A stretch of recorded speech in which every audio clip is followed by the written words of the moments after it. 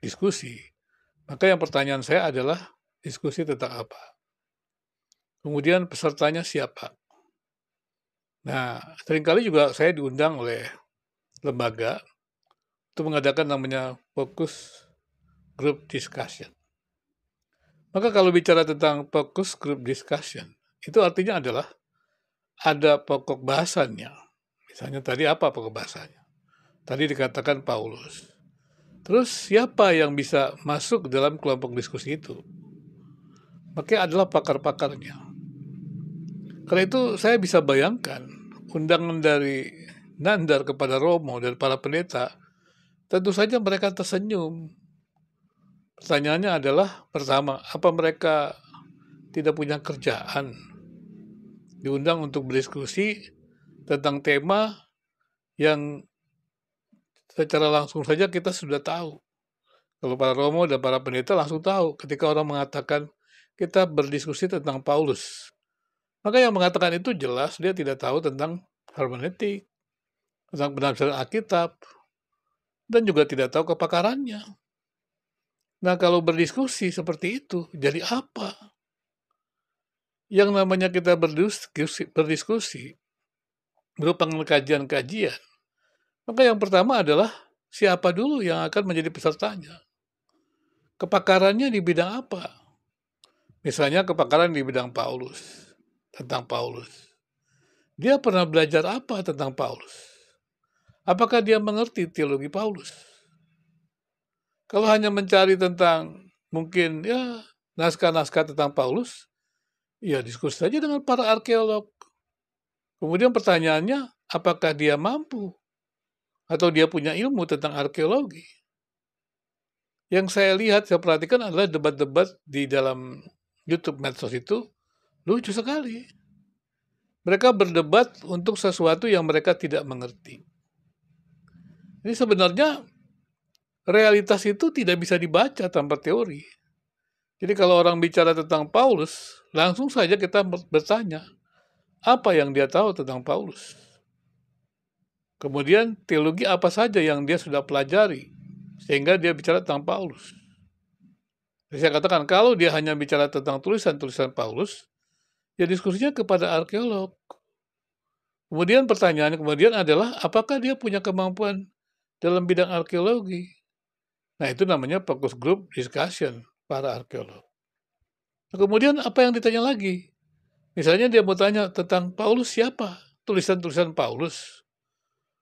Ya, kalau saya bicara pada orang tentang tulisan-tulisan Paulus, berarti harus dia mengerti teologi Paulus. Nah, kalau mengerti teologi Paulus berarti adalah prosedurnya membangun teologi biblika. Nah, kalau saya bicara kepada orang yang tidak mengerti teologi biblika, ya lucu sekali. Karena saya lihat lucu, ya dalam debat-debat agama, perbandingan agama yang di YouTube ini lucu. Semua orang bisa menafsirkan kitab suci. Nah, itu saya bingung. Bagaimana caranya kitab suci itu ditafsirkan oleh siapa saja? Ya memang dalam sejarah Protestan ada dalam tanda kutip kecelakaan lah. Maksudnya kecelakaan apa? Yang dimaksud dengan sola scriptura, ya hanya Alkitab. Itu maksudnya adalah kebenaran untuk keselamatan itu hanya dalam Alkitab. Tapi bukan berarti semua orang bisa baca Alkitab atau menafsirkannya maksudnya. Memang tadi saya katakan kecelakaan. Ketika Martin Luther mengatakan bahwa Alkitab perlu terjemahkan supaya orang membaca Alkitab, itu bukan berarti dia bisa menafsirkan, setiap orang bisa menafsirkan Alkitab sembarangan. Pembangunan doktrin Alkitab hanya bisa di dalam kelompok ataupun di dalam gereja tertentu. Karena tidak bisa data-data Alkitab, ayat-ayat Alkitab itu dibaca dengan pikiran netral. Nah, kalau saya mengikuti dan para Romo juga mendengarkan undangan dari Nandar untuk bicara tentang Paulus, saya bilang bagaimana dia membacanya? Dan saya sudah lihat langsung, oh dia nggak mengerti tentang penelitian. Dan saya juga perhatikan debat-debat itu tidak ada isinya, tidak ada penelitiannya. Yang hanya maki-makian, dan kemudian juga hanya mencari kesalahan-kesalahan. Saya katakan, lucu, diskusi lagi. Diskusi tentang apa? Diskusi kan mesti ada kepakaran. Kalau memang mau belajar ya silakanlah masuk dalam pendidikan tinggi teologi, Atau nanti kita buat sekolah-sekolah teologi, ya Anda ikut gitu. Anda dan teman-temannya bisa ikut gitu, kita ajar. Kalau mau belajar tentang kekristenan, yang benar begitu.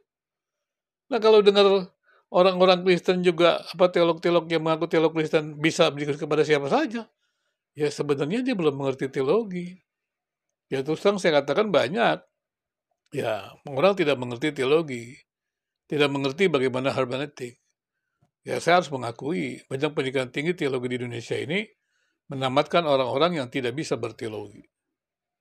Bahkan juga penelitian-penelitian yang baik juga mereka tidak miliki.